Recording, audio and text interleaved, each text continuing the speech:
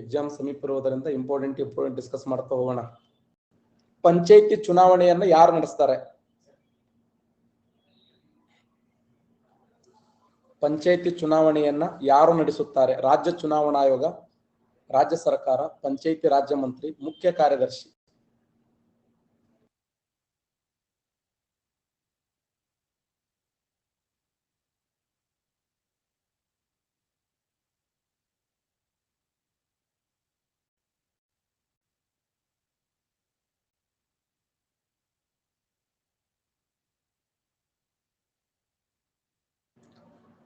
ಪಂಚಾಯಿತಿ ಚುನಾವಣೆ ನಡೆಸೋರು ಯಾರು ಅಂತಂದ್ರ ರಾಜ್ಯ ಚುನಾವಣಾ ಆಯೋಗ. ರೈಟ್ ಆನ್ಸರ್ ನೋಡಿ, ರಾಜ್ಯ ಚುನಾವಣಾ ಆಯೋಗ.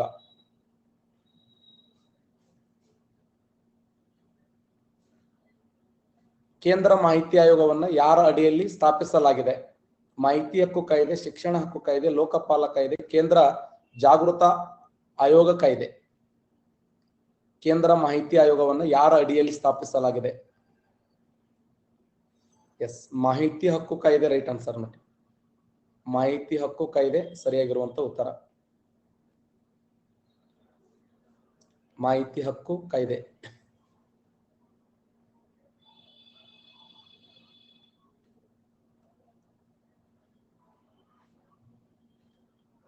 ಪಾರ್ಲಿಮೆಂಟ್ ಲೋಕಸಭೆ ಅವಧಿಯನ್ನ ರಾಷ್ಟ್ರೀಯ ತುರ್ತು ಪರಿಸ್ಥಿತಿ ಅವಧಿಯಲ್ಲಿ ಮೊದಲ ಬಾರಿಗೆ ಈ ಅವಧಿಗೆ ವಿಸ್ತರಿಸಬಹುದು.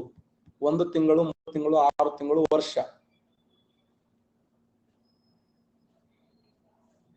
ಎಷ್ಟು ದಿನಗಳ ಕಾಲ? ಗ್ರೂಪ್ ಸಿ 2016ರಲ್ಲಿ ಕೇಳಿದಂತ ಪ್ರಶ್ನೆ. ಪಾರ್ಲಿಮೆಂಟ್ ಲೋಕಸಭಾ ಅವಧಿಯನ್ನ ರಾಷ್ಟ್ರೀಯ ತುರ್ತು ಪರಿಸ್ಥಿತಿ ಅವಧಿಯಲ್ಲಿ ಮೊದಲ ಬಾರಿಗೆ ಈ ಅವಧಿಗೆ ವಿಸ್ತರಿಸಬಹುದು. ತುರ್ತು ಪರಿಸ್ಥಿತಿಯ ಸಂದರ್ಭದಲ್ಲಿ ಎಷ್ಟು ದಿನದ ಕಾಲ? ಸರಿಯಾದಂತ ಉತ್ತರ ಡಿ. ರೈಟ್ ಆನ್ಸರ್ ನೋಡಿ, 1 ವರ್ಷದವರೆಗೆ. 1 ವರ್ಷದವರೆಗೆ. ಯಾಕಂದ್ರ ಸುಮ್ಮನೆ ವಿಚಾರ ಮಾಡ್ರಿ, ಕಾಮನ್ ಆಗಿ 1975ರಲ್ಲಿ ಇಂದಿರಾ ಗಾಂಧಿ ಅವರು ಲೋಕಸಭಾ ಅಧಿಕಾರಾವಧಿಯನ್ನು 1 ವರ್ಷ ಮುಂದೂಡಿದ್ರು ರಾಷ್ಟ್ರೀಯ ತುರ್ತು ಪರಿಸ್ಥಿತಿ ಸಂದರ್ಭದಲ್ಲಿ.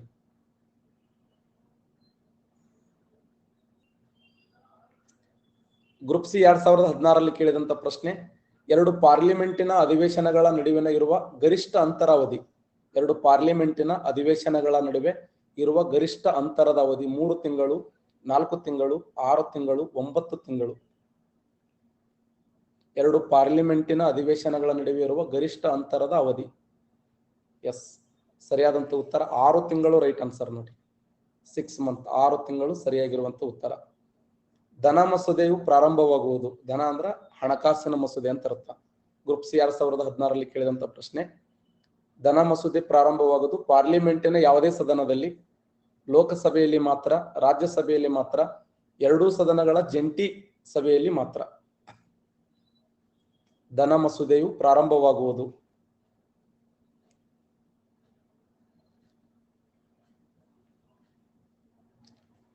ಸರಿಯಾದಂತ ಉತ್ತರ ಲೋಕಸಭೆಯಲ್ಲಿ ಮಾತ್ರ. ರೈಟ್ ಆನ್ಸರ್ ನೋಡಿ, ಲೋಕಸಭೆಯಲ್ಲಿ ಮಾತ್ರ.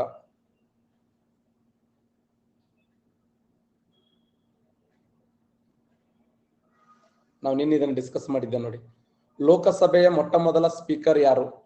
ಹುಕುಂ ಸಿಂಗ್, GS ಧಿಲ್ಲೋನ್, GV ಮಾಳ್ವಂಕರ್, ಅನಂತಸ್ವಾಮಿ ಅಯ್ಯಂಗರ್. ಮೊದಲ ಸ್ಪೀಕರ್.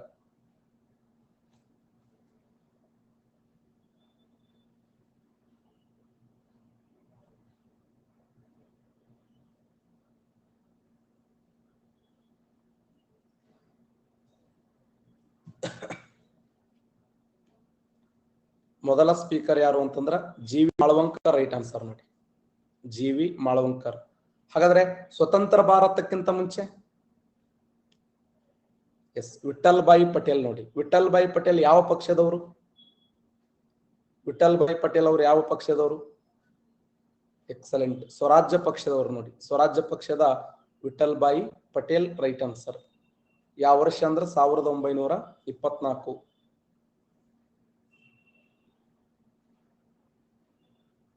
ಗ್ರೂಪ್ ಸಿ 2016ರಲ್ಲಿ ಕೇಳಿದ ಪ್ರಶ್ನೆ, ಸರ್ವೋಚ್ಚ ನ್ಯಾಯಾಲಯದ ನ್ಯಾಯಾಧೀಶರು ತಮ್ಮ ಅವಧಿಗೆ ಮುನ್ನವೇ ತಮ್ಮ ಹುದ್ದೆ ತ್ಯಜಿಸಲು ರಾಜೀನಾಮೆ ಪತ್ರವನ್ನು ಇವರಿಗೆ ನೀಡಬೇಕು? ರಾಷ್ಟ್ರಪತಿಯವರಿಗೆ, ಭಾರತದ ಮುಖ್ಯ ನ್ಯಾಯಾಧೀಶರಿಗೆ, ಕೇಂದ್ರ ಚುನಾವಣಾ ಸಚಿವರಿಗೆ, ಪ್ರಧಾನಮಂತ್ರಿಗೆ. Important question.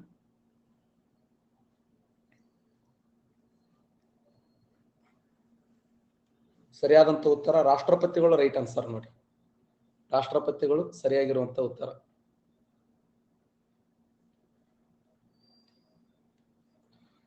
ಕಂಟ್ರೋಲರ್ ಮತ್ತು ಎಡಿಟರ್ ಜನರಲ್ ತಮ್ಮ ವಾರ್ಷಿಕ ವರದಿಯನ್ನು ಕೇಂದ್ರಕ್ಕೆ ಸಂಬಂಧಿಸಿದಂತೆ ಸಲ್ಲಿಸುವುದು ಇವರಿಗೆ. ಯಾರಿಗೆ ಸಲ್ಲಿಸ್ತಾರೆ? ರಾಷ್ಟ್ರಪತಿ, ಪಾರ್ಲಿಮೆಂಟ್, ಯೋಜನಾ ಆಯೋಗದ ಅಧ್ಯಕ್ಷರು. ಎಸ್, ಸರಿಯಾದಂತ ಉತ್ತರ ರಾಷ್ಟ್ರಪತಿ ನೋಡಿ. ಹಾಗಾದ್ರೆ ಕಂಟ್ರೋಲರ್ ಮತ್ತು ಎಡಿಟರ್ ಜನರಲ್ ತಮ್ಮ ವಾರ್ಷಿಕ ವರದಿಯನ್ನ ಕೇಂದ್ರಕ್ಕೆ ಸಂಬಂಧಪಟ್ಟಂತೆ ರಾಷ್ಟ್ರಪತಿಯವರಿಗೆ ಸಲ್ಲಿಸ್ತಾರೆ. ಆ ರಾಷ್ಟ್ರಪತಿಯವರಿಗೆ ಸಲ್ಲಿಸಿದ ವರದಿಯನ್ನ ಯಾರು ಪುನರ್ ವಿಮರ್ಶೆ ಮಾಡ್ತಾರೆ? ಎಸ್, ಸಂಸದೀಯ ಸಮಿತಿಗಳಲ್ಲಿ ಸಾರ್ವಜನಿಕ ಲೆಕ್ಕಪತ್ರಗಳ ಸಮಿತಿ ನೋಡಿ. ಸಾರ್ವಜನಿಕ ಲೆಕ್ಕಪತ್ರಗಳ ಸಮಿತಿ, ನಾನು ನಿನ್ನೆ ಹೇಳ್ತಾ ಇದ್ದೆ ನಿಮಗೆ, ಸಾರ್ವಜನಿಕ ಲೆಕ್ಕಪತ್ರಗಳ ಸಮಿತಿ ಯಾವ ವರ್ಷ ಸ್ಥಾಪನೆ ಆಯಿತು ಅಂತ ಹೇಳಿದ್ದೆ? Very good Basavaraj, correct. 1921 ನೋಡಿ, 1921. ಅದರ ಸಕ್ರಿಯವಾಗಿ ಪ್ರಾರಂಭಗೊಂಡ ವರ್ಷ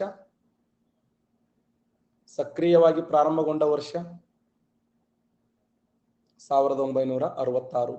ಮತ್ತೆ 1966 ಯಾಕೆ ಪ್ರಾರಂಭ ಆಯ್ತು? 66-67ರಲ್ಲಿ. ಎಸ್, ಅಲ್ಲಿಯವರೆಗೆ ಭಾರತ ದೇಶದಲ್ಲಿ ಯಾವುದೇ ವಿರೋಧ ಪಕ್ಷಗಳೇ ನಮ್ಮ ದೇಶದಲ್ಲಿ ಇರಲಿಲ್ಲ ಅಂತ. ಅಲ್ಲಿವರೆಗೆ ನಮ್ಮ ದೇಶದಲ್ಲಿ ಯಾವುದೇ ವಿರೋಧ ಪಕ್ಷಗಳು ಇರಲಿಲ್ಲ.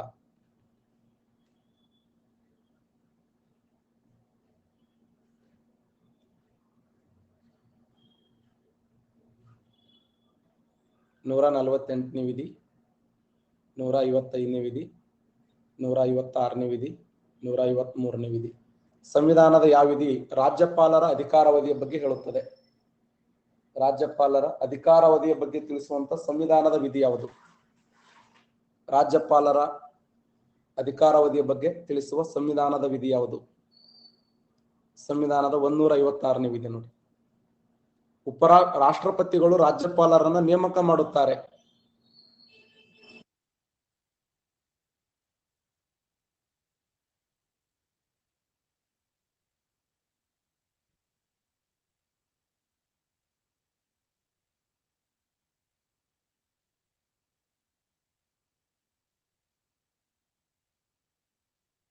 ಸರಿಯಾದಂತ ಉತ್ತರ 155ನೇ ವಿಧಿ ನೋಡಿ. ಭಾರತ ಸಂವಿಧಾನದ 155ನೇ ವಿಧಿಯ ಪ್ರಕಾರ ರಾಜ್ಯಪಾಲರು ರಾಷ್ಟ್ರಪತಿಗಳನ್ನ ನೇಮಕ ಮಾಡುತ್ತಾರೆ. ರಾಜ್ಯಪಾಲರು ರಾಷ್ಟ್ರಪತಿಗಳನ್ನ ಸಂವಿಧಾನದ 155ನೇ ವಿಧಿಯ ಪ್ರಕಾರ ನೇಮಕ ಮಾಡುತ್ತಾರೆ. 76ನೇ ವಿಧಿ, 165ನೇ ವಿಧಿ, 148ನೇ ವಿಧಿ, 312ನೇ ವಿಧಿ. ಅಖಿಲ ಭಾರತ ಸೇವೆಗಳ ಬಗ್ಗೆ ಮಾತನಾಡುವ ಸಂವಿಧಾನದ ವಿಧಿ ಯಾವುದು? ಅಖಿಲ ಭಾರತ ಸೇವೆಗಳ ಬಗ್ಗೆ ಮಾತನಾಡುವ ಸಂವಿಧಾನದ ವಿಧಿ ಯಾವುದು?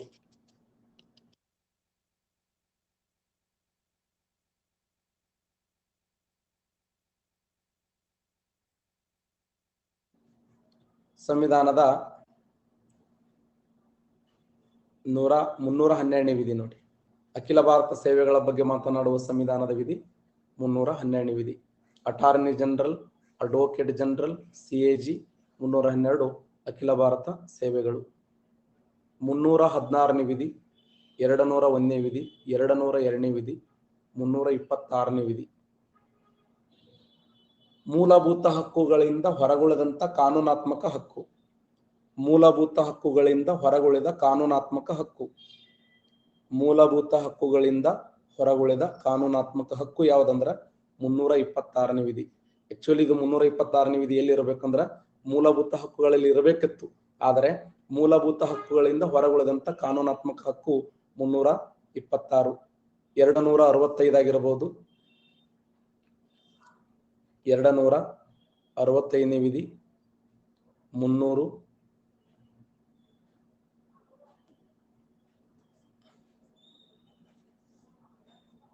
300A, 301ನೇ ವಿಧಿ, 326ನೇ ವಿಧಿ. ಈ 4 ವಿಧಿಗಳು ಮೂಲಭೂತ ಹಕ್ಕುಗಳಿಂದ ಹೊರಗುಳಿದ ಕಾನೂನಾತ್ಮಕ ಹಕ್ಕುಗಳು ಅಂತ ಕರಿತೀವಿ. UPSC ಮತ್ತು KPSC ಅಧ್ಯಕ್ಷ ಮತ್ತು ಉಪಾಧ್ಯಕ್ಷರನ್ನ ರಾಷ್ಟ್ರಪತಿಗಳು ನೇಮಕ ಮಾಡುತ್ತಾರೆ. UPSC ಮತ್ತು KPSCಯ ಅಧ್ಯಕ್ಷ ಮತ್ತು ಸದಸ್ಯರನ್ನ ರಾಷ್ಟ್ರಪತಿಗಳು ನೇಮಕ ಮಾಡುತ್ತಾರೆ. ಸಂವಿಧಾನದ 316ನೇ ವಿಧಿ ನೋಡಿ. ಭಾರತ ಸಂವಿಧಾನದ 316ನೇ ವಿಧಿಯ ಪ್ರಕಾರ UPSC ಮತ್ತು KPSC ಅಧ್ಯಕ್ಷ ಮತ್ತು ಸದಸ್ಯರನ್ನು ನೇಮಕ ಮಾಡುತ್ತಾರೆ.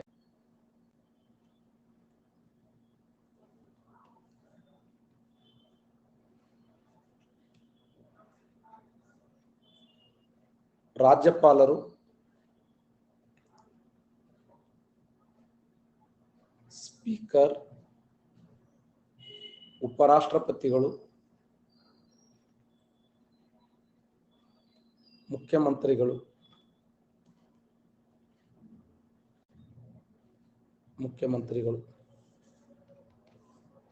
ಎಬಿಸಿ, ಬಿಸಿಡಿ, ಎಸಿಡಿ,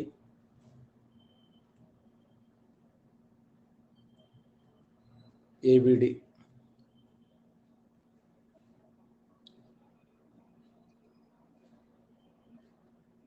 ಈ ಕೆಳಗಿನ ಯಾರನ್ನ ನೇಮಕಾತಿ ಮಾಡಲಾಗುತ್ತದೆ? ಈ ಕೆಳಗಿನ ಯಾರನ್ನು ನೇಮಕಾತಿ ಮಾಡಲಾಗುತ್ತದೆ? ಯಾರನ್ನು ನೇಮಕಾತಿ ಮಾಡಲಾಗುತ್ತದೆ? ನೇಮಕಾತಿ ಮಾಡುವುದು ರಾಜ್ಯಪಾಲರನ್ನ ನೇಮಕ ಮಾಡಲಾಗುತ್ತದೆ, ಸ್ಪೀಕರ್ ಅವರನ್ನು ನೇಮಕ ಮಾಡಲಾಗುತ್ತದೆ, ಮುಖ್ಯಮಂತ್ರಿಗಳನ್ನ ನೇಮಕ ಮಾಡಲಾಗುತ್ತದೆ. ಆದರೆ ಉಪರಾಷ್ಟ್ರಪತಿಯವರನ್ನ ನೇಮಕ ಮಾಡಂಗಿಲ್ಲ, ಚುನಾವಣೆಯ ಮೂಲಕ ಆಯ್ಕೆ ಮಾಡಲಾಗುತ್ತದೆ. ಉಪರಾಷ್ಟ್ರಪತಿಯವರನ್ನ ಎಲೆಕ್ಟೆಡ್, ಚುನಾವಣೆಯ ಮೂಲಕ ಆಯ್ಕೆ ಮಾಡಲಾಗುತ್ತದೆ. ಅದನ್ನ ನಡೆಸೋರು ಯಾರಂದ್ರ ಕೇಂದ್ರ ಚುನಾವಣಾ ಆಯೋಗ. ಕೇಂದ್ರ ಚುನಾವಣಾ ಆಯೋಗ.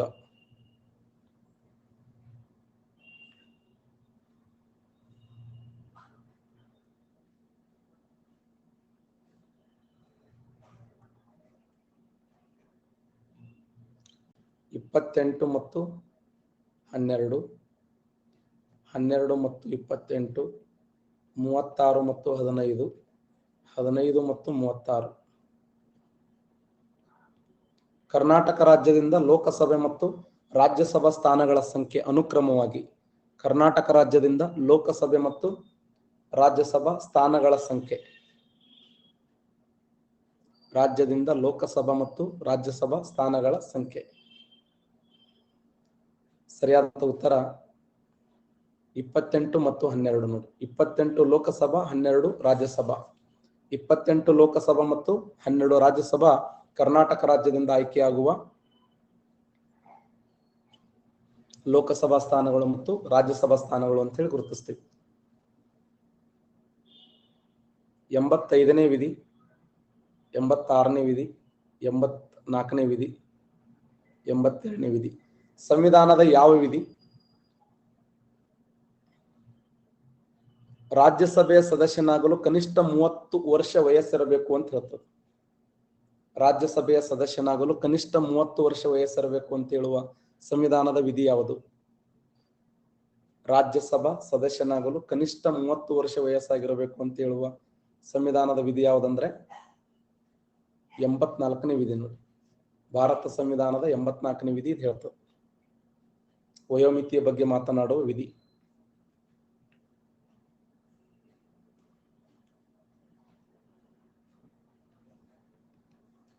ಹನ್ನೆರಡು ಜನರನ್ನ, 11 ಜನರನ್ನ, 80 ಜನರನ್ನ, 171 ಜನರನ್ನ. ಕರ್ನಾಟಕ ರಾಜ್ಯದಲ್ಲಿ ರಾಜ್ಯಪಾಲರು ವಿಧಾನ ಪರಿಷತ್ತಿಗೆ ಎಷ್ಟು ಜನರನ್ನ ನಾಮಕರಣ ಮಾಡುತ್ತಾರೆ?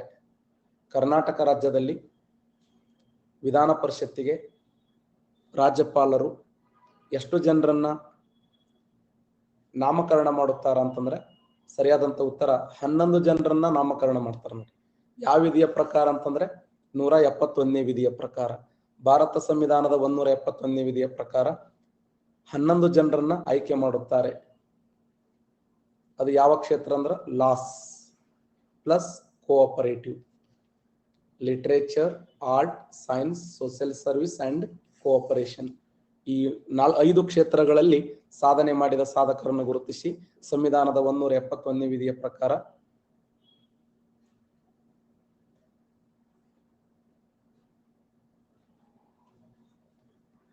ಎಂಬತ್ತನೇ ವಿಧಿಯ ಪ್ರಕಾರ 12 ಜನರನ್ನ ರಾಷ್ಟ್ರಪತಿಗಳು ಆಯ್ಕೆ ಮಾಡ್ತಾರೆ. ಸಂವಿಧಾನದ 80ನೇ ವಿಧಿಯ ಪ್ರಕಾರ 12 ಜನರನ್ನ ಅವರು literature, art, science and social service ಕೇವಲ 4 ಕ್ಷೇತ್ರಗಳಲ್ಲಿ ಸಾಧನೆ ಮಾಡಿದ ಸಾಧಕರನ್ನು ಗುರುತಿಸ್ತಾರೆ.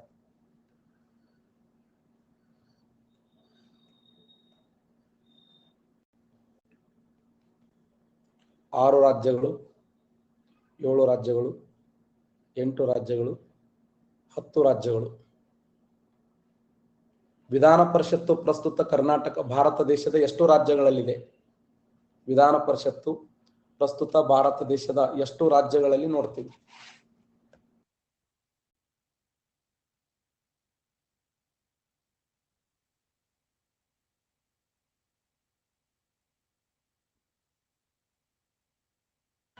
ಪ್ರಸ್ತುತ ಎಷ್ಟು ರಾಜ್ಯಗಳಲ್ಲಿ ನೋಡ್ತೀವಿ ಅಂದ್ರ 6 ರಾಜ್ಯಗಳಲ್ಲಿ ನೋಡ್ತೀವಿ. ಒಂದು ಬಿಹಾರ್, ಮಹಾರಾಷ್ಟ್ರ, ಉತ್ತರ ಪ್ರದೇಶ್, ಕರ್ನಾಟಕ, ಆಂಧ್ರ ಪ್ರದೇಶ್, ತೆಲಂಗಾಣ. ಬಿಹಾರ್, ಮಹಾರಾಷ್ಟ್ರ, ಉತ್ತರ ಪ್ರದೇಶ್, ಕರ್ನಾಟಕ, ಆಂಧ್ರ ಪ್ರದೇಶ್, ತೆಲಂಗಾಣ. ಒಟ್ಟು ಎಷ್ಟು ರಾಜ್ಯಗಳಲ್ಲಿ ಅಂದ್ರ 6 ರಾಜ್ಯಗಳಲ್ಲಿ ದ್ವಿಶಾಸಕಾಂಗ ಸಭೆಯನ್ನು ನೋಡ್ಲಿಕ್ಕೆ ಸಾಧ್ಯ ಇದೆ.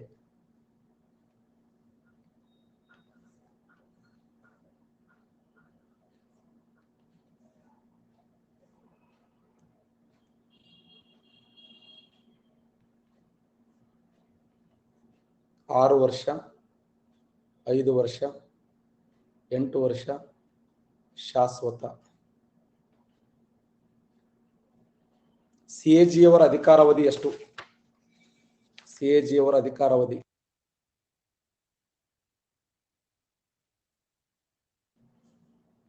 ಸಿಎಜಿಯವರ ಅಧಿಕಾರಾವಧಿ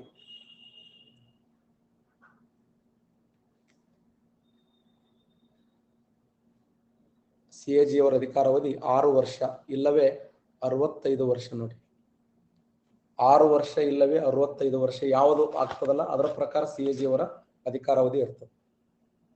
ಸಿಎಜಿಯವರಿಗೆ ವೇತನವನ್ನು ಎಲ್ಲಿಂದ ನೀಡಲಾಗುತ್ತದೆ? ಸಿಎಜಿಯವರಿಗೆ ವೇತನವನ್ನ ಕೇಂದ್ರ ಸಂಚಿತ ನಿಧಿಯಿಂದ ನೀಡಲಾಗ್ತದೆ. ನೋಡಿ, ಕೇಂದ್ರ ಸಂಚಿತ ನಿಧಿಯಿಂದ ಸಿಎಜಿಯವರಿಗೆ ವೇತನವನ್ನ ನೀಡಲಾಗುತ್ತದೆ. ಸಿಎಜಿಯವರ ಬಗ್ಗೆ ಮಾತನಾಡುವ ಸಂವಿಧಾನದ ವಿಧಿ ಯಾವುದು? ಸಂವಿಧಾನದ 148ನೇ ವಿಧಿ. ನೋಡಿ, ಸಿಎಜಿಯವರನ್ನ ಯಾವ ರೀತಿ ಅಧಿಕಾರದಿಂದ ತೆಗೆದುಹಾಕುತ್ತಾರೆ? ಮಹಾಭಿಯೋಗ ಪ್ರಕ್ರಿಯೆ ಮೀನ್ಸ್ ಸುಪ್ರೀಂ ಕೋರ್ಟಿನ ನ್ಯಾಯಾಧೀಶರನ್ನ ಯಾವ ತರ ಪದಚ್ಯುತಗೊಳಿಸ್ತಾರಲ್ಲ ಅದೇ ತರ ಅವರನ್ನು ಕೂಡ ಪದಚ್ಯುತಗೊಳಿಸ್ತಾರೆ. ಮಹಾಭಿಯೋಗ ಪ್ರಕ್ರಿಯೆ ಎಷ್ಟು ಜನರಿಗೆ ಅಪ್ಲೈ ಆಗ್ತದ? ಶಬಾಷ್, 5 ಜನರಿಗೆ ಅಪ್ಲೈ ಆಗ್ತದೆ. ನೋಡಿ, 5 ಜನರಿಗೆ ಅನ್ವಯವಾಗುತ್ತದೆ. 5 ಜನರಿಗೆ ಅನ್ವಯವಾಗುತ್ತದೆ.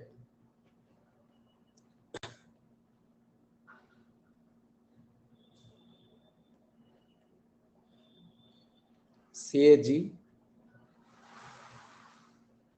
Attorney general,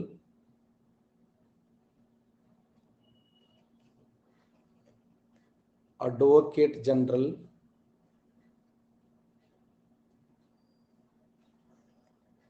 solicitor general.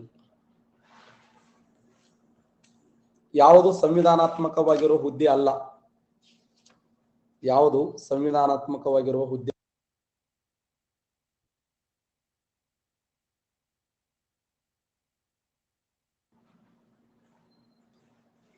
ಯಾವುದು ಸಂವಿಧಾನಾತ್ಮಕವಾಗಿರುವ ಹುದ್ದೆ ಅಲ್ಲ ಅಂತಂದ್ರೆ ಸಾಲಿಸಿಟರ್ ಜನರಲ್ ಅದಲ್ಲ, ಇದು ಸಂವಿಧಾನಾತ್ಮಕ ಹುದ್ದೆ ಅಲ್ಲ. ಇದಕ್ಕೆ 148ನೇ ವಿಧಿ ಇದೆ, ಇದಕ್ಕೆ 76ನೇ ವಿಧಿ ಇದೆ, ಇದಕ್ಕೆ 165ನೇ ವಿಧಿ ಇದೆ. ಇದಕ್ಕೆಲ್ಲ ಅದು ವಿಧಿ ಇವ್ರಿಗೆ ಹೆಲ್ಪ್ ಮಾಡೋ ಸಲುವಾಗಿ ತೊಗೊಂಡಿರ್ತಾರೆ ಅಷ್ಟೇ. ಅಟಾರ್ನಿ ಜನರಲ್ ಅವರಿಗೆ ಸಹಾಯಕ ಹುದ್ದೆಯಾಗಿ ಸಾಲಿಸಿಟರ್ ಜನರಲ್ ಅವರನ್ನ ತೆಗೆದುಕೊಳ್ಳಲಾಗುತ್ತದೆ. ರಾಜ್ಯದ ಅತ್ಯುನ್ನತವಾದ ಕಾನೂನು ಅಧಿಕಾರಿ ಯಾರು? ರಾಜ್ಯದ ಅತ್ಯುನ್ನತವಾದ ಕಾನೂನು ಅಧಿಕಾರಿ ಯಾರು? ರಾಜ್ಯದ ಅತ್ಯುನ್ನತವಾದ ಕಾನೂನು ಅಧಿಕಾರಿ ಯಾರು? ರಾಜ್ಯದ ಅತ್ಯುನ್ನತವಾದ ಕಾನೂನು ಅಧಿಕಾರಿ ಯಾರು ಅಂತಂದ್ರ ಸರಿ ಉತ್ತರ ಅಡ್ವೊಕೇಟ್ ಜನರಲ್. ನೋಡಿ,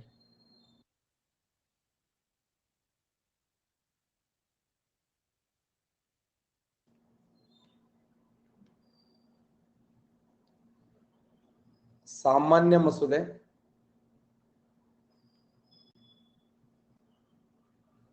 ಹಣಕಾಸು ಮಸೂದೆ,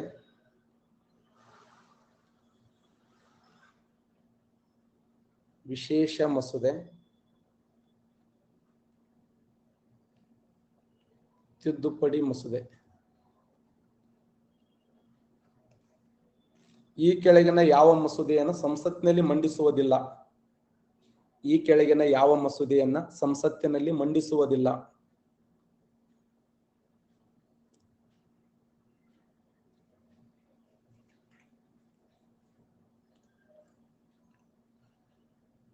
ಇದನ್ನೆಲ್ಲಿ ಮಂಡಿಸ್ತಾರ?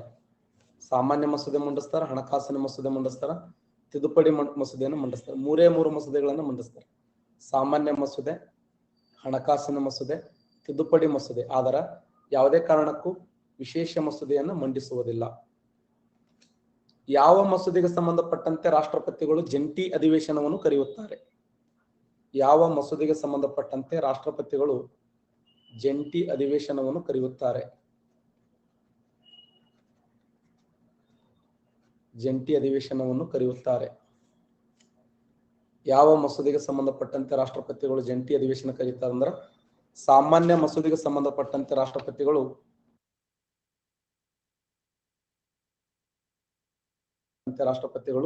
ಜಂಟಿ ಅಧಿವೇಶನವನ್ನ ಕರೀತಾರೆ. ಕರೆಕ್ಟ್? ಎಷ್ಟು ಬಾರಿ ಜಂಟಿ ಅಧಿವೇಶನವನ್ನು ಕರೆಯಲಾಗಿದೆ ಅಂತಂದ್ರ ಎಷ್ಟು ಬಾರಿ ಕರೆಯಲಾಗಿದೆ ಜಂಟಿ ಅಧಿವೇಶನ?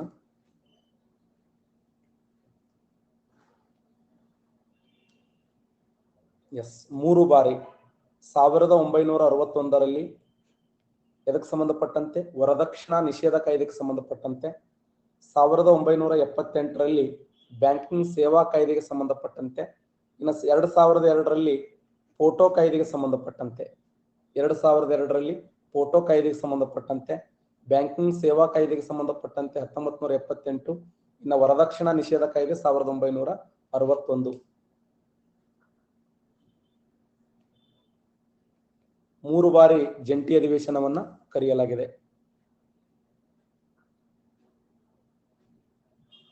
ಜಂಟಿ ಅಧಿವೇಶನದ ಅಧ್ಯಕ್ಷತೆಯನ್ನು ಯಾರು ವಹಿಸ್ತಾರ? ಲೋಕಸಭೆಯ ಸ್ಪೀಕರ್ ವಹಿಸ್ತಾರ. ಜಂಟಿ ಅಧಿವೇಶನವನ್ನು ಕರೆಯುವವರು ಯಾರು?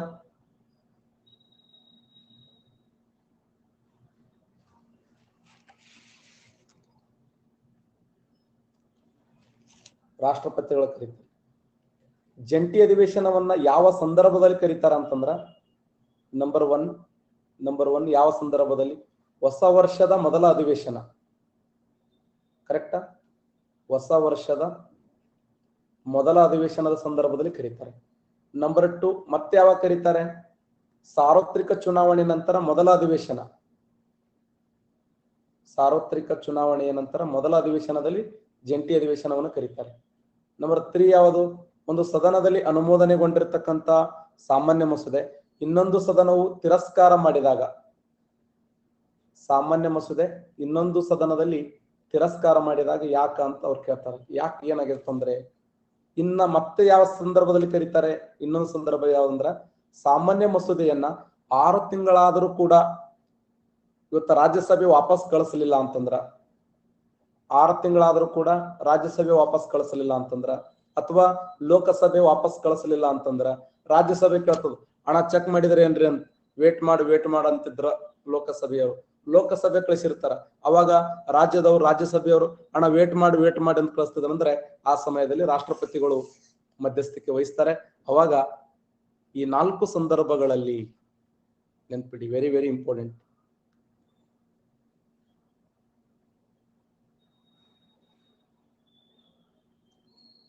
ತಿದ್ದುಪಡಿ ಮಸೂದೆ ಸಹಿ ಮಾಡ್ಬೇಕಟ್ಟೆ ಅಲ್ಲ? ಯಾವ ಸಂದರ್ಭದಲ್ಲಿ? ಹೊಸ ವರ್ಷದ ಮೊದಲ ಅಧಿವೇಶನ, ಮತ್ತೆ ಸಾರ್ವತ್ರಿಕ ಚುನಾವಣೆ ನಡೆದ ಮೊದಲ ಅಧಿವೇಶನ, ಮತ್ತೆ ಸಾಮಾನ್ಯ ಮಸೂದೆ ತಿರಸ್ಕಾರವಾದ ಸಮಯದಲ್ಲಿ, ಒಂದು ವೇಳೆ ಸಾಮಾನ್ಯ ಮಸೂದೆಯನ್ನು 6 ತಿಂಗಳ ಕಾಲ ತಮ್ಮ ಹತ್ರ ಇಟ್ಟುಕೊಂಡಂತ ಸಮಯದಲ್ಲಿ. ಹೇಳ್ತೀನಿ, ಥಿಯರಿ ಕ್ಲಾಸ್ ಹೇಳ್ತೀನಿ. ಎಕ್ಸಾಮ್ ಸಮೀಪ ಇರುವುದರಿಂದ ಇಂಪಾರ್ಟೆಂಟ್ ಡಿಸ್ಕಸ್ ಮಾಡ್ತಾ ಹೋಗೋಣ. ಹೇಳ್ತೀನಿ, ಅದನ್ನು ಹೇಳ್ತೀನಿ, ಥಿಯರಿ ಹೇಳಂಗಿಲ್ಲ.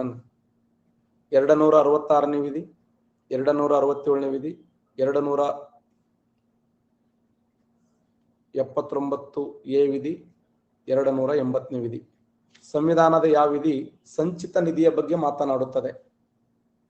ಸಂಚಿತ ನಿಧಿಯ ಬಗ್ಗೆ ಮಾತನಾಡುವ ಸಂವಿಧಾನದ ವಿಧಿ ಯಾವುದು?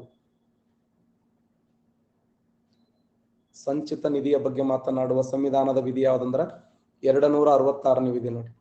ಭಾರತ ಸಂವಿಧಾನದ 266ನೇ ವಿಧಿ ಇದು ಸಂಚಿತ ನಿಧಿಯ ಬಗ್ಗೆ ಮಾತನಾಡುತ್ತದೆ. ಇನ್ನ ತುರ್ತು ನಿಧಿಯ ಬಗ್ಗೆ ಮಾತನಾಡುವ ವಿಧಿ 267ನೇ ವಿಧಿ.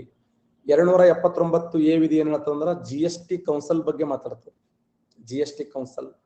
ಇನ್ನ 280ನೇ ವಿಧಿ ಕೇಂದ್ರ ಹಣಕಾಸು ಆಯೋಗದ ಬಗ್ಗೆ ಮಾತಾಡ್ತದೆ. ಕೇಂದ್ರ ಹಣಕಾಸು ಆಯೋಗದ ಬಗ್ಗೆ ಮಾತನಾಡುವ ಸಂವಿಧಾನದ ವಿಧಿ ಯಾವ್ದಂದ್ರ 280.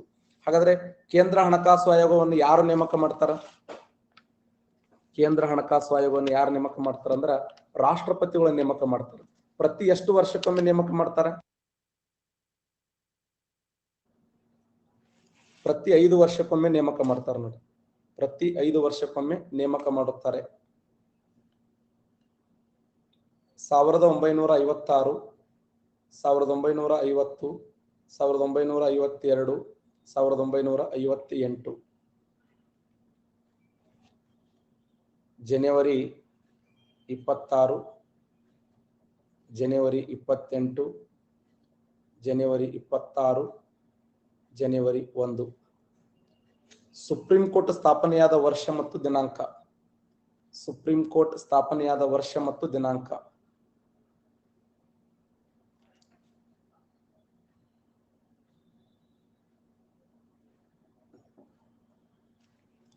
ಸುಪ್ರೀಂ ಕೋರ್ಟ್ ಸ್ಥಾಪನೆಯಾದ ವರ್ಷ ಮತ್ತು ದಿನಾಂಕ ಸರಿಯಾದಂತ ಉತ್ತರ 1950 ಜನವರಿ 28 ನೋಡಿ.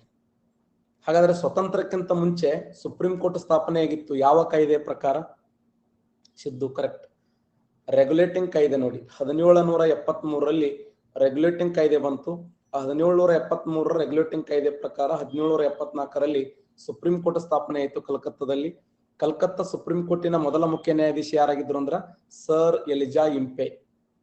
Sir Elijah Impey. Sir Elijah Impey ನಮ್ಮ ಭಾರತದ ಸುಪ್ರೀಂ ಕೋರ್ಟಿನ ಮೊಟ್ಟ ಮೊದಲ ಮುಖ್ಯ ನ್ಯಾಯಾಧೀಶ ಅಂತೇಳಿ ಕರಿತೀವಿ.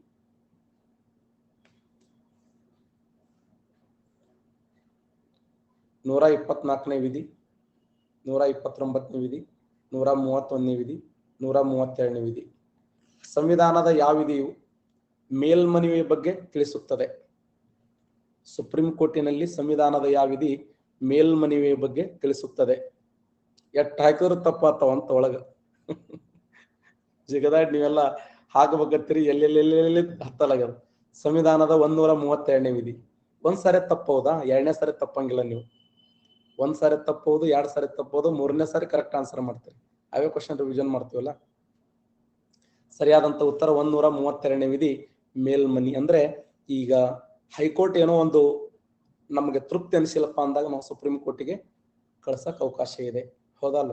ಹೈಕೋರ್ಟ್ನ್ಯಾಗ ನಮ್ಗೆ ಏನಾದ್ರೂ ತೃಪ್ತಿ ಅನಿಸಲಿಲ್ಲ ಅಂತಂದ್ರೆ ಮೇಲ್ಮನವಿ, ಅಪೀಲು ಅಂತ ಕರೀತಾರೆ. ಅಪೀಲ್ ಅರ್ಜಿಯನ್ನು ಸಲ್ಲಿಸ್ಲಕ್ಕ ಸಂವಿಧಾನದ ಯಾವ ವಿಧಿಯಲ್ಲಿ ಅವಕಾಶ ಇದೆ ಅಂದ್ರ 132. ಮೂಲ ಅಧಿಕಾರದ ವ್ಯಾಪ್ತಿಯ ಬಗ್ಗೆ ತಿಳಿಸುವ ಸಂವಿಧಾನದ ವಿಧಿ ಯಾವ್ದಂದ್ರ 131ನೇ ವಿಧಿ. ಮೂಲ ಅಧಿಕಾರದ ವ್ಯಾಪ್ತಿಯ ಬಗ್ಗೆ. 137ನೇ ವಿಧಿ, 139ನೇ ವಿಧಿ, 143ನೇ ವಿಧಿ, 138ನೇ ವಿಧಿ. ಸಂವಿಧಾನದ ಯಾವ ವಿಧಿಯ ಪ್ರಕಾರ ಸುಪ್ರೀಂ ಕೋರ್ಟ್ 5 ರೀತಿಯ ರಿಟ್ಗಳನ್ನು ಹೊರಡಿಸುತ್ತದೆ? ಸುಪ್ರೀಂ ಕೋರ್ಟ್ 5 ರೀತಿಯ ರಿಟ್ಟುಗಳನ್ನು ಹೊರಡಿಸುತ್ತದೆ. ಸರಿಯಾದಂತ ಉತ್ತರ ಸಂವಿಧಾನದ 139ನೇ ವಿಧಿ ನೋಡಿ. ಭಾರತ ಸಂವಿಧಾನದ 139ನೇ ವಿಧಿ ಸುಪ್ರೀಂ ಕೋರ್ಟ್ ಏನ್ ಮಾಡ್ತಂದ್ರ ಏನು 5 ರೀತಿಯ ರಿಟ್ಗಳನ್ನು ಹೊರಡಿಸ್ತದೆ. 5 ರೀತಿಯ ರಿಟ್ಗಳಂದ್ರೆ ಒಂದು ಹೇಬಿಯಸ್ ಕಾರ್ಪಸ್,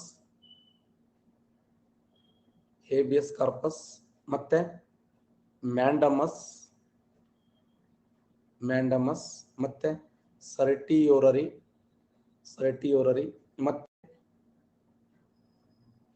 ಕೋವಾರೆಂಟ್, ಕೋವಾರೆಂಟ್,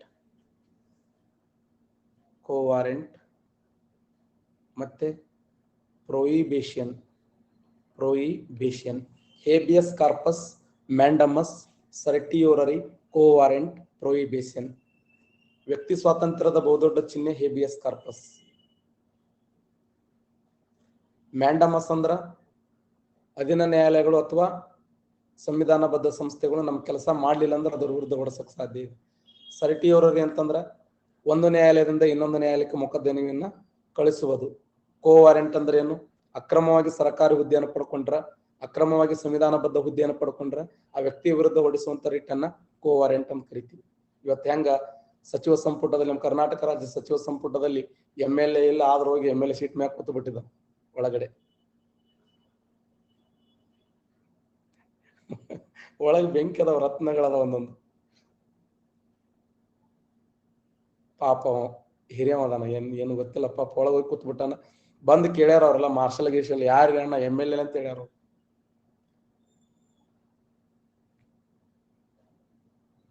ಯಾವ ನಿಮ್ಮಂಗನ ನಿಮ್ಮ ಮಾಯಿ ಈ ನಾ ಕುಂತು ಕುರ್ಚಿ MLA ಕಿಂತ ಸ್ಟ್ರಾಂಗ್ ಅದ ನಂದು. ನಿಮ್ಮೆಲ್ಲರ ಹಾರೈಕೆ ಆಶೀರ್ವಾದದಿಂದ ನನಗೆ ಅದಕ್ಕೆ MLA ಕೊಡಿ. MLA ಒಂದು ಕ್ಷೇತ್ರದಲ್ಲಿ ಗುರುತಿಸ್ತಾರ, ಇಡೀ ಸ್ಟೇಟ್ ಅದು ತುಂಬೆಲ್ಲ ಗುರುತಿಸ್ತಾರ.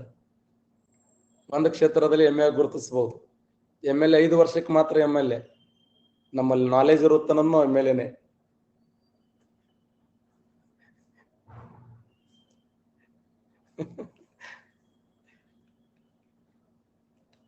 ನೀವು ಕೊಟ್ಟ ಸ್ಥಾನ ದೊಡ್ಡದು.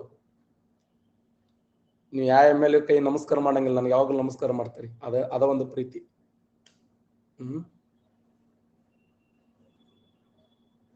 ನೋಡಿ, ಹೇಬಿಯಸ್ ಕಾರ್ಪಸ್, ಮ್ಯಾಂಡಮಸ್, ಸರ್ಟಿಯೋರರಿ, ಕೋ ವಾರೆಂಟ್, ಪ್ರೊಹಿಬಿಷನ್. ಸಂವಿಧಾನದ ಯಾವ ವಿಧಿ ಅಂದ್ರ 139ನೇ ವಿಧಿ, ಭಾರತ ಸಂವಿಧಾನದ. ಹಾಗಾದ್ರೆ ಸುಪ್ರೀಂ ಕೋರ್ಟಿಗೆ ನಾವು ಯಾವ ವಿಧಿಯ ಪ್ರಕಾರ ರಿಟರ್ನ್ ಸಲ್ಲಿಸ್ತೀವಿ? ಎಕ್ಸಲೆಂಟ್, 32ನೇ ವಿಧಿ. ನೋಡಿ, ಸಂವಿಧಾನದ 32ನೇ ವಿಧಿಯ ಪ್ರಕಾರ ನಾವು ರಿಟರ್ನ್ ಸಲ್ಲಿಸ್ತೀವಿ. ಆದ್ರೆ ಸುಪ್ರೀಂ ಕೋರ್ಟ್ 139ನೇ ವಿಧಿಯ ಪ್ರಕಾರ 5 ರೀತಿಯ ರಿಟ್ಗಳನ್ನ ಜಾರಿಗೆ ತರ್ತದೆ. ಹೇಬಿಯಸ್ ಕಾರ್ಪಸ್, ಮ್ಯಾಂಡಮಸ್, ಸರ್ಟಿಯೋರರಿ, ಕೋ ವಾರೆಂಟ್, ಪ್ರೊಹಿಬಿಷನ್. ಸುಪ್ರೀಂ ಕೋರ್ಟಿನ ಸಲಹಾ ವ್ಯಾಪ್ತಿಯ ಬಗ್ಗೆ ಹೇಳುವ ಸಂವಿಧಾನದ ವಿಧಿ ಯಾವುದು?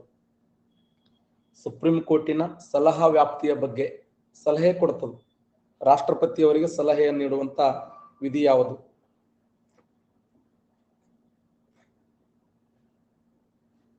ಎಸ್, ಭಾರತ ಸಂವಿಧಾನದ 143ನೇ ವಿಧಿ.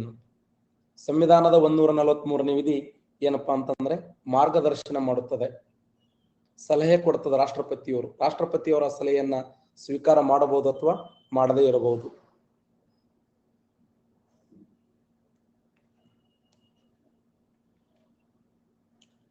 ನೂರ 43ನೇ ವಿಧಿ, 123ನೇ ವಿಧಿ, 213ನೇ ವಿಧಿ, 201ನೇ ವಿಧಿ. ರಾಜ್ಯಪಾಲರ ಸುಗ್ರೀವಾಜ್ಞೆಯ ಬಗ್ಗೆ ಮಾತನಾಡುವ ಸಂವಿಧಾನದ ವಿಧಿ ಯಾವುದು? ರಾಜ್ಯಪಾಲರ ಸುಗ್ರೀವಾಜ್ಞೆ,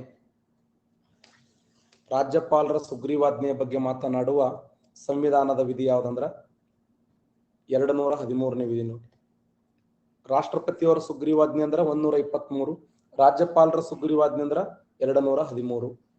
201ನೇ ವಿಧಿ ರಾಜ್ಯಪಾಲರು ರಾಷ್ಟ್ರಪತಿಗಳ ಸಲುವಾಗಿ ವಿಧಾನಸಭೆ ಮಂಡಿಸಿದಂತ ಮಸೂದೆಯನ್ನ ಕಾಯ್ದಿರಿಸುತ್ತದೆ. ಯಾಕಂದ್ರೆ ಅದು ರಾಷ್ಟ್ರದ ಪ್ರಾಮುಖ್ಯತೆಯನ್ನು ಪಡ್ಕೊಂಡಾಗ, ರಾಷ್ಟ್ರಕ್ಕೆ ಅತ್ಯಂತ ಮುಖ್ಯವಾಗಿರುವಂತಹ ಮಸೂದೆ ಅನ್ಕೊಂಡಾಗ ಆ ಸಮಯದಲ್ಲಿ ಕಾಯ್ದಿರಿಸ್ತಾರೆ. 35 ವರ್ಷ, 30 ವರ್ಷ, 25 ವರ್ಷ, 21 ವರ್ಷ. ಈ ದೇಶದ ಪ್ರಧಾನಿಯಾಗಲು ಕನಿಷ್ಠ ಎಷ್ಟು ವಯಸ್ಸು ಇರಬೇಕು?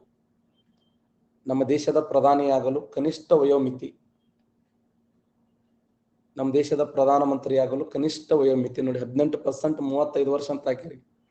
ಸರಿಯಾದಂತ ಉತ್ತರ ಜಸ್ಟ್ 25 ವರ್ಷ ಸಾಕು. ನಮ್ಮ ಭಾರತದ ಪ್ರಧಾನಿಯಾಗಲು ಕನಿಷ್ಠ ಎಷ್ಟು ವರ್ಷ ಅಂದ್ರೆ 25 ವರ್ಷ ವಯಸ್ಸಾದ್ರೆ ಸಾಕು. ಈ ದೇಶ